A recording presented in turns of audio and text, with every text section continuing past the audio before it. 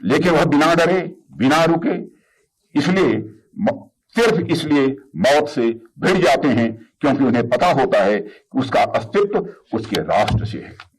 Captain Manoj Pandey ने उस उद्घोष को भला कौन भूल सकता है जब उन्होंने कहा था, यदि मेरे फर्ज की राह में मौत भी रोड़ा बनेगी तो मैं मौत को भी मार दूंगा।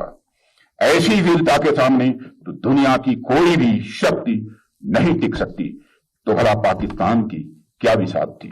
साथियों, आप कल्पना करिए कि वह कैसा दृश्य होगा जब दुश्मन पहाड़ की चोटी पर बंदूक ताने खड़ा है और नीचे से हमारे सैनिक चोटी तक जाने का प्रयास कर रहे हैं।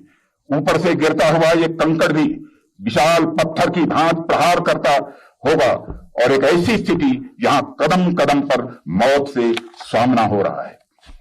सिर्फ कल्पना मात्र से हमारे रोंगटे खड़े हो जाते हैं। लेकिन उस स्थिति में भी ऐसी कौन सी मनोदशा थी हमारे सैनिकों की जो उन्हें आगे बढ़ने की प्रेरणा दे रही थी।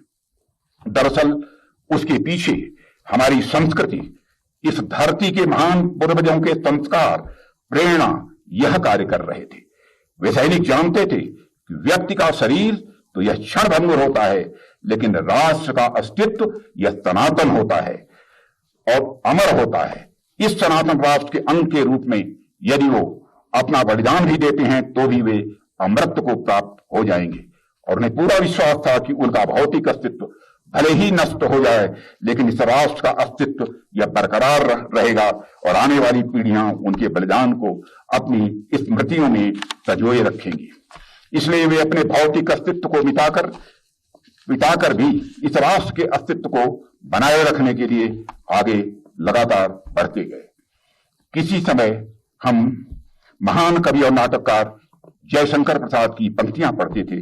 उनमें कुछ पंक्तियां इस प्रकार थीं कि असंख्य कीर्त रश्मियां विकर्ण दिव्य दासी, तपोत मात्र भूमि के रुको न शूर साहसी, अरात सैन्य सिंधु में सुवाड़वाग्नि से जलो, बवीर हो जयी बनो, बढ़े चलो बढ़े चलो।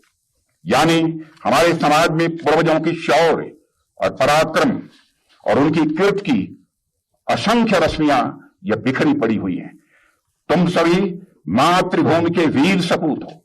दुश्मनों के समुद्र में उतरकर उन्हें ऐसे नष्ट कर दो जैसे बड़वाग्नि समुद्र के जल को वाष्पित कर देता है। आज जब मैं इन पंक्तियों के बारे में सोचता हूं तब इसका एक अलग महत्व समझ में आता है।